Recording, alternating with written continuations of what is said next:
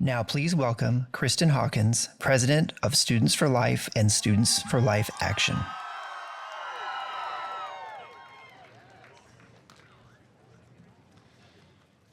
Years ago, we gathered here in Washington, D.C. to witness the high tide of the day coming to shore with the reversal of the horrific Roe v. Wade.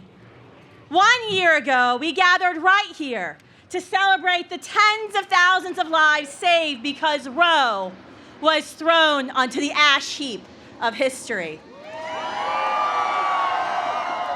We came here to dedicate ourselves to doing more than we ever thought possible in this warfare for human rights, the fundamental fight of our generation, no matter how high the opposition waves in the stormy sea may become.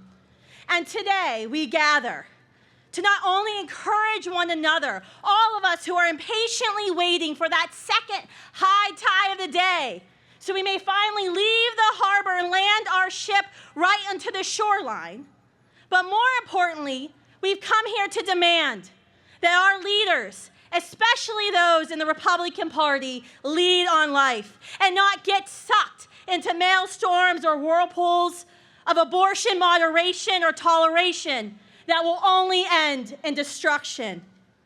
While we fight back against this low tide, with its relentless waves of media and social media misinformation, an entire presidential political campaign based on the promise that taxpayer-funded abortions in all 9 months will soon be a reality. Government-sanctioned prosecution of those who willingly pray. Government-sanctioned violation of state and federal laws to allow the illegal trafficking of chemical abortion pills into every state. Manipulative late-term abortion referenda in states seeking to establish mini Roe v. Wades. The betrayal of many Republican leaders here in Washington and on the campaign trail who've accepted our donations and our electoral help for decades, but have seemed to have forgotten how to swim. While we fight back against this low tide, we must be careful, though, to avoid a slow but deadly drift of our movement away from our mission of ensuring equal rights for all persons, born and preborn.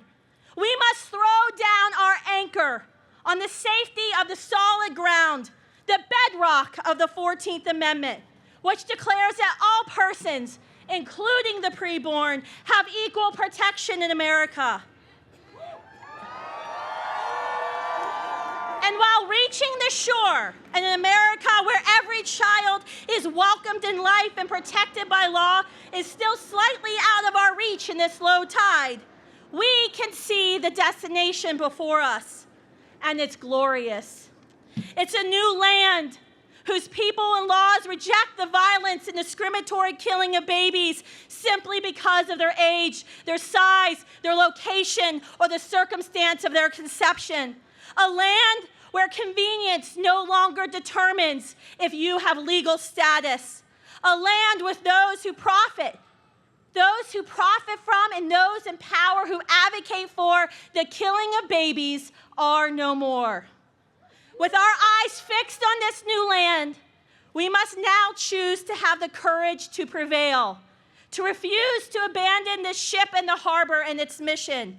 For the same admirals and captains and sailors whose armada brought down Roe v. Wade, all of us, we are right now at work preparing for the coming waves of legislative wins, litigation, and cultural change.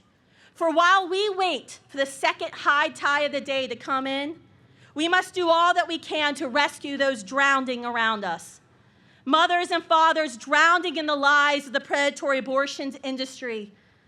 We must shine our spotlights into the darkest depths of the ocean to expose the violence and the manipulation of abortion and justice.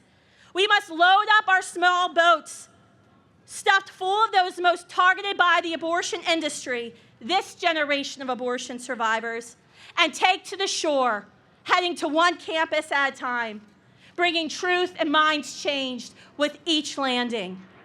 For the tide has already turned once with the fall of Roe. So therefore, we know the predictable tide will turn again in our lifetime. And when it does, we will land upon the shore free of pain and despair and the evil of abortion. Until then, may we have the fortitude of Mr. Lincoln to remain resolved in our mission and dedicated to the proposition that all men are created equal.